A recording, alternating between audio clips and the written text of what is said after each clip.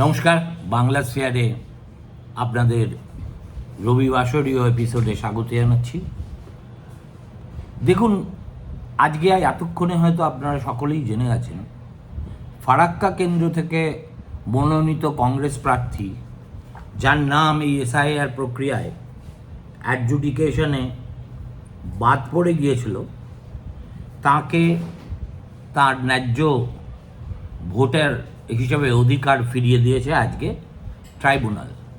ট্রাইব্যুনালের এটাই একটা প্রথম রায়, এবং রায়টি অত্যন্ত সিগনিফিক্যান্ট এই কারণে যে প্রথম কেসেই যদি দেখা যায় যে যাদের নাম অ্যাডজুডিকেশন প্রসেসে বাদ গেছে, যে সংখ্যাটা 25 লক্ষ প্লাস হয়ে গেল,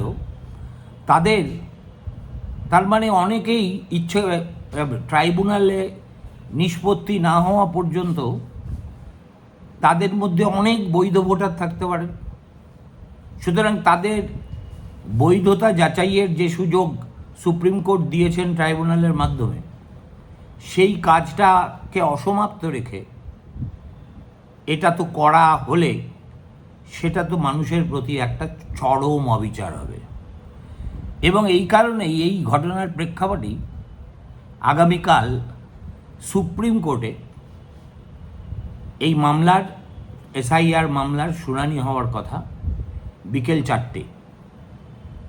এবং আপনারা জানেন তাতে কাকে কাকে ভার্চুয়ালি হাজির থাকতে বলা হয়েছে। এনআইএ রিপোর্ট দেবে মালদা ইনসিডেন্ট নিয়ে, এবং তার সঙ্গে এই যে ঘটনাটা ফারাক্কার কংগ্রেস প্রার্থীর ক্ষেত্রে ঘটল, সেটাও নিশ্চয়ই কেউ না কেউ উত্থাপন করবেন। এখানে আপনাদের একটা কথা আমি আগে বলেছিলাম, আজকে আবার বলছি, যে মোট 1.5 কোটি লোককে এএসডিডি ক্যাটেগরি নিষ্পত্তি হয়ে যাওয়ার পর অ্যাবসেন্ট, শিফটেড, ডুপ্লিকেট আর ডেড, মোট 1.5 কোটি লোককে এই নোটিশ পাঠিয়েছিল নির্বাচন কমিশন।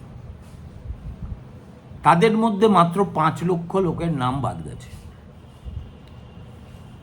ভালো করে শুনুন, 90 লাখের মধ্যে 5 লাখ বাদ গেছে, আর 60 লাখের মধ্যে তাহলে 25 লাখ বাদ যায় কি করে? এবং এইখানেই হচ্ছে আসল খেলাটা।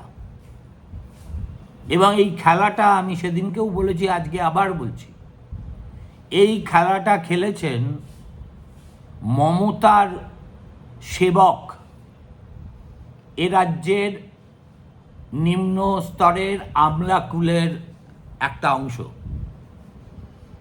এটা ইআরও এবং এই ইআরওরা ইচ্ছা করে অনেক ভোটারের বৈধ পরিচয়পত্র তারা হয় আপলোড করেননি, কিংবা এমনভাবে করেছেন যাতে উদর পিণ্ডি বুধর ঘাড়ে চলে গেছে। নইলে তার মানে কি, এই 1.5 কোটির মধ্যে 30 লাখ ছিল ম্যাপিংয়ের প্রশ্ন, সেটা আলাদা। বাকি যে 1.20 কোটি ছিল, তাদের মধ্যে মাত্র 5 লাখের কি করে হলো এই জন্যে, আবার বলছি আপনারা, হলো এই জন্যে যে ইআরও, এই ইআরও, মাইক্রো অবজারভার সবাই মিলে বসে যখন তালিকা নিষ্পত্তি হচ্ছিল, তখন এইভাবে কাতলেআম করা হয়নি। তারা নথিপত্র দেখে, সম্ভাব্যতা বুঝে, এবং যেসব ক্ষেত্রে লজিক্যাল ডিসক্রিপেন্সি নামের টামের হয়েছে ইত্যাদি ধরে অনেকখানি লিবারাল দৃষ্টিভঙ্গি নিয়ে এটার নিষ্পত্তি করছিলেন। আর ঠিক সেই সময় সুপ্রিম কোর্টে চলে গেলেন আমাদের পশ্চিমবঙ্গের সর্বকালের সেরা উকিল, পশ্চিমবঙ্গের কেন, হয়তো ভারতবর্ষেরই সর্বকালের সেরা উকিল, শ্রীমতী মমতা বন্দ্যোপাধ্যায়। এই যে তারা গেলেন, এই মামলারই একটা স্টেজে এসে সুপ্রিম কোর্টের মনে হলো যে নির্বাচন কমিশন আর রাজ্য সরকার এদের নিজেদের উপর পারস্পরিক আস্থা তো নেই, বরঞ্চ অনাস্থার ব্যাপারটা এত তীব্র যে তারা একটা এক্সট্রাঅর্ডিনারি ডিসিশন নিয়ে বসলেন। আমার মতে এই যে 25 লক্ষ লোকের নাম বাদ গেল, তার জন্যে যদি স্কোয়ারলি কাউকে দায়ী করতে হয়, তার নাম মমতা বন্দ্যোপাধ্যায়।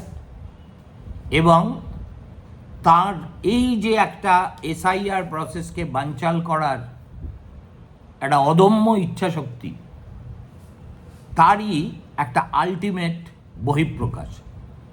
প্রথমে তিনি প্রতিবাদ করলেন, তারপরে প্রতিরোধ করার চেষ্টা করলেন, তারপর সাবোটাজ করার চেষ্টা করলেন, শেষ পর্যন্ত জুডিশিয়াল ইন্টারভেনশন সিক না করলেও জুডিশিয়াল ইন্টারভেনশনই হলো।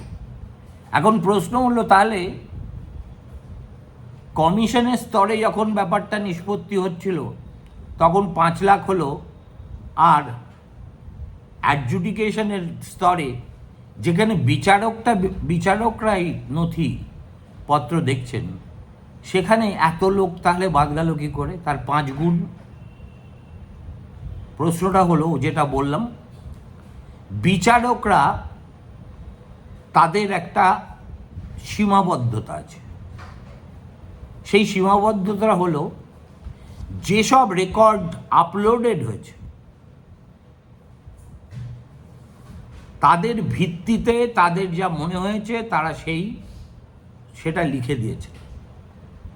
এবার ধরুন আমি পাসপোর্ট জমা দিয়েছি, কিন্তু ইআরও আমার নামের পাশে আমি যে পাসপোর্ট জমা দিয়েছি সেই ডকুমেন্টটা রাখেনি বা তোলেনি, তাহলে দোষটা কার? আমি যে কারণে বারবার করে বলছি, নির্বাচন কমিশনের উচিত, তারা করবে কিনা আমি জানি না, এই যে 60 লাখ নামের ক্ষেত্রে এবার যদি দেখা যায় 25 লক্ষ লোকের মধ্যে 15 লক্ষ লোকের নাম রেস্টোর্ড হলো, তাহলে ধরে নিতে হবে যে এই ইআরও লেভেলে একটা মস্ত বড় পরিকল্পিত বদমাইশি করা হয়েছিল টু ডিস্টর্ট দিস, এবং বেছে বেছে মুসলিম প্রধান জেলাগুলো থেকে করেছে যাতে জনরোষ তৈরি হয়, এবং সেই রোষের নেতৃত্ব দিতে দিদিমণি অনেকটা সেই মৃগয়ায় যাওয়ার মতো করে রানীদের বেরিয়ে পড়েন। এবং দেখতেই পাচ্ছেন আপনারা, গত 4-5 দিন ধরে তিনি মুর্শিদাবাদ মালদা এই দুটো জেলার মধ্যে প্রচার করছেন এবং নানাভাবে লোকজনকে উস্কাচ্ছেন। প্রতিবাদ করা যাবে না, প্রতিরোধ করা যাবে না, এ আবার কেমন ব্যাপার? তার মানে কি? তার মানে তো ধরে নিতে হবে মোথাবাড়ির ওই প্রতিবাদ বা প্রতিরোধ যাই বলুন, তার পিছনে তার প্রত্যক্ষ না থাকলেও পরোক্ষ মদত ছিল। কেননা এই মোফাক্কারুল ইসলাম লোকটা এমআইএমের হয়ে 2021-এ ইটাহারে দাঁড়িয়েছিল বলেই সে এমআইএমের সক্রিয় সদস্য, এরকম কোনো প্রমাণ এখনো পাওয়া যায়নি। বরঞ্চ মমতা বন্দ্যোপাধ্যায় সহ তৃণমূল কংগ্রেসের বহু নেতার সঙ্গে তার ছবি দেখতে পাওয়া গেছে। সুতরাং তদন্ত একটা হওয়া উচিত যে 90 লক্ষ লোকের মধ্যে যদি 5 লাখ বাদ যায়, তাহলে 60 লাখের মধ্যে 25 লাখ বাদ গেল কেন? এর চাইতেও বড় একটা প্রশ্ন আগামীকাল সুপ্রিম কোর্টের বিবেচ্য হবে বলে আমার ধারণা। তবে এটাও আমি দেখেছি যে এসআইআর বলুন বা আইপ্যাকের মামলা বলুন, মামলার ঘোষণা হওয়ার সঙ্গে সঙ্গে এই মমতা বন্দ্যোপাধ্যায়ের নিয়োগ করা আইনজীবীরা একেবারে প্রথম সারিতে দাঁড়িয়ে অনেকটা ট্রেড ইউনিয়ন নেতাদের মতো কার্যত ব্যারাকিং শুরু করেন। তারা এমনভাবে আওয়াজ তোলেন বা চিৎকার করেন যার পাশে নির্বাচন কমিশনের যিনি কৌশলী, তার গলা প্রায় শোনাই যায় না। একমাত্র যখন বিচারপতিরা তাকে কথা বলতে বলেন তখন তিনি কথা বলেন, এবং তার মধ্যেও এই গুরুস্বামী জাতীয় লয়াররা ক্রমাগত ফুট কাটতে থাকেন। কিছুই না, উদ্দেশ্যটা হচ্ছে উল্টো দিকে লয়ারের ছন্দপতন ঘটিয়ে দাও। এবার আমার কথা হচ্ছে খুব সিম্পল, এবং এই কথাটা মমতা বন্দ্যোপাধ্যায়ের লয়াররা আজ পর্যন্ত সুপ্রিম কোর্টে বলেননি। রাজনৈতিক স্তরে কথাটা কংগ্রেস বলেছে, কথাটা সিপিএম বলেছে, কথাটা আইএসএফ বলেছে কিনা আমি বলতে পারবো না, কিন্তু যে এসআইআরের বিরুদ্ধে মহারানীর এত বিক্ষোভ এবং যে মামলায় তিনি একটা বেস্ট ব্যাটারি অফ লয়ার্সকে দাঁড় করিয়ে দিয়েছেন, তার আর্গুমেন্টে একবারও আমরা বলতে শুনিনি যে অ্যাপেলেট ট্রাইব্যুনালের ব্যবস্থা যখন হয়েছে তখন সেই ট্রাইব্যুনালগুলোর কাজ শেষ না হওয়া পর্যন্ত চূড়ান্ত ভোটার লিস্ট প্রকাশ করা উচিত নয়। কেন এরা দাবি করছে না জানেন?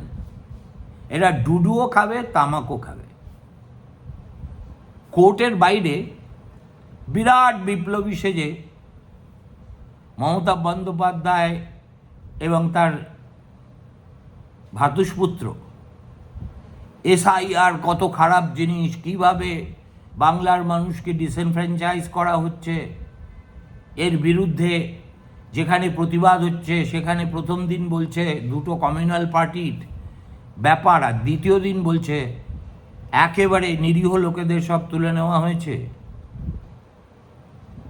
এবং এই কাজ আমার পুলিশ করেনি। আপনার পুলিশ আর নির্বাচন কমিশনের পুলিশ বলে কিছু তো হয় না। পশ্চিমবঙ্গের পুলিশ এই ভুলটা আপনি আর বেশি করবেন না, কেননা এই 4ই মের পর যদি কোনো কারণে আপনার ক্ষমতা চলে যায় তখন জেনে রাখবেন এই যে আমি আমি এবং আমার আমার আমার আমার বলে আপনার কথা বলার অভ্যেস, সেটা বলার তো সুযোগই পাবেন না। আর বললে লোকে কিন্তু প্রকাশ্যেই গালাগাল দিয়ে দেবে।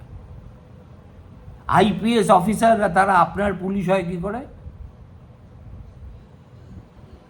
এমনকি ডব্লিউবিসিএস অফিসাররাও আপনার আমলা হয় কি করে?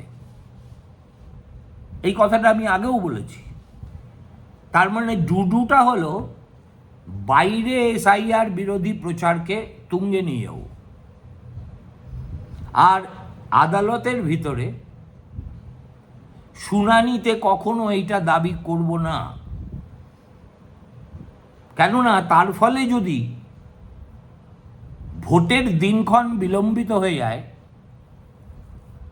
এবং একবার নির্বাচন কমিশনের কাছে এই ক্ষমতা এসে যায়, পরিবর্তিত পরিস্থিতিতে নির্বাচন পিছিয়ে দেওয়ার অধিকার তাদের আছে, এবং সেটা প্রয়োগ করার জন্য সুপ্রিম কোর্ট যদি নির্দেশ দেয় সেটাও আবার তারা চান না।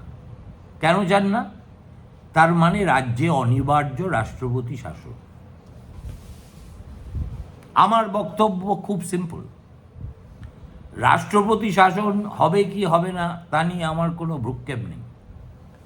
আমার কথা হলো, প্রথম কেসেই যদি বিচার প্রার্থী সুবিচার পেয়ে যান, তাহলে বুঝতে হবে এই রকমভাবে ওই 25 লাখের মধ্যে বেশ কয়েক লাখ মানুষ আছেন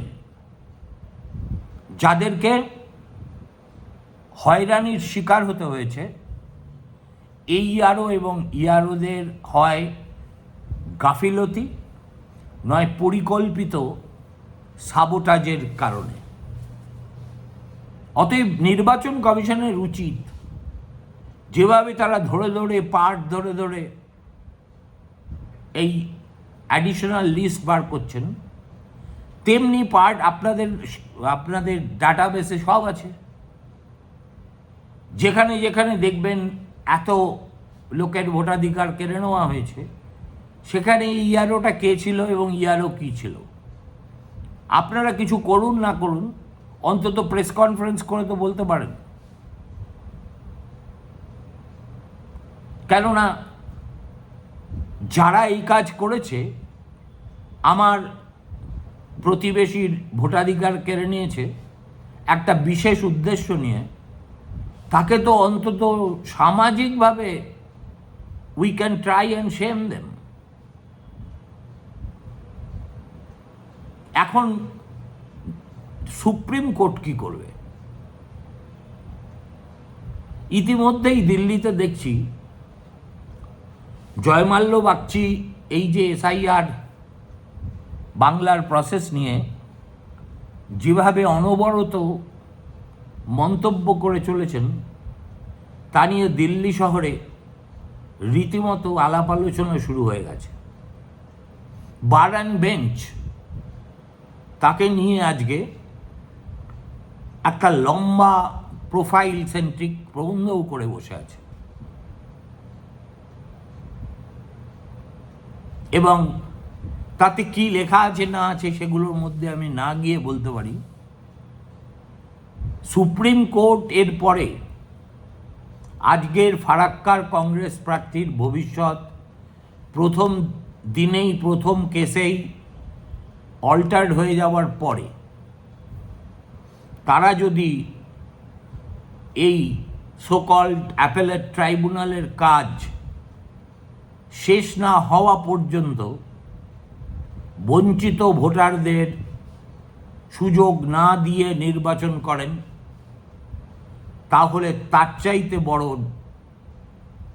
স্বাভাবিক ন্যায় বিচার লঙ্ঘন এবং ট্র্যাভেস্টি অফ জাস্টিস আর কিচ্ছু হতে পারে না।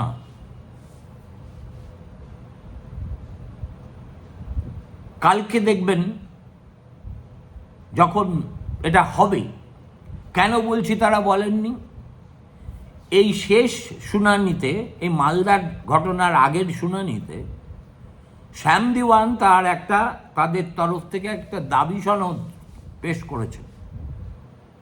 সেই দাবি সনদে একবারও বলা হয়নি যে একজন বৈধ ভোটারকে বাদ দিয়ে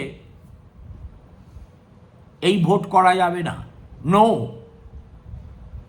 এই কথাটা আপনারা টিএমসি লিডারদের মুখে রাজনীতির মঞ্চে শুনছেন, কিন্তু আসল যে জায়গায় গিয়ে কথা বলার কথা, সে কথা কিন্তু তৃণমূল, মমতা, রাজ্য সরকার এবং সংশ্লিষ্ট যত আমচা চামচা আছে তাদের কৌশলীরা একবারও সুপ্রিম কোর্টে বলেননি।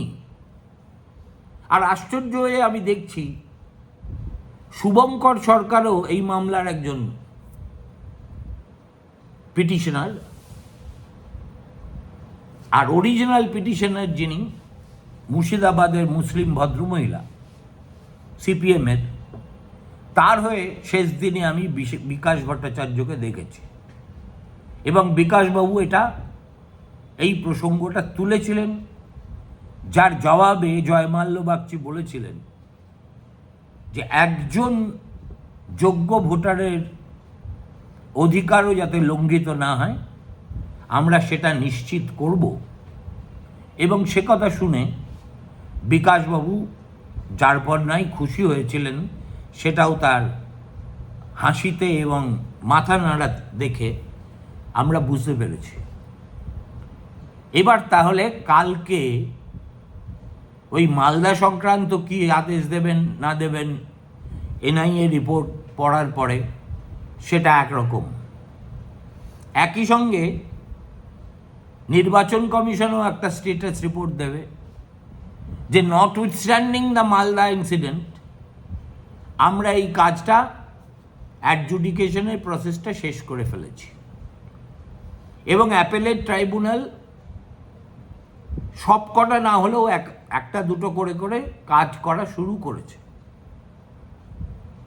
এইখানে দাঁড়িয়ে সুপ্রিম কোর্ট কি সিদ্ধান্ত নেবে?